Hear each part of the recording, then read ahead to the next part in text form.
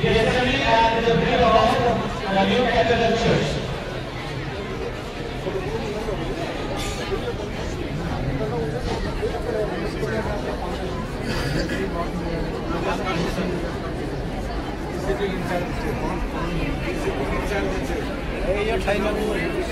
Không có ghi nữa, no what is it?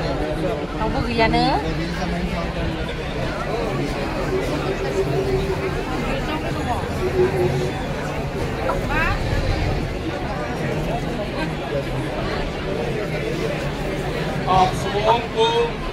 Jai Jisu. Jai Jisu. Jai Jisu. Jai Jisu. Jisu diberai ho. Jisu diberai ho. Praise the Lord. Praise the Lord.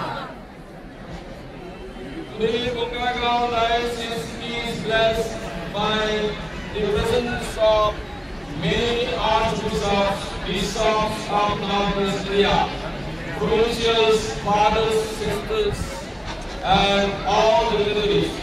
Our hearty and warm welcome to all.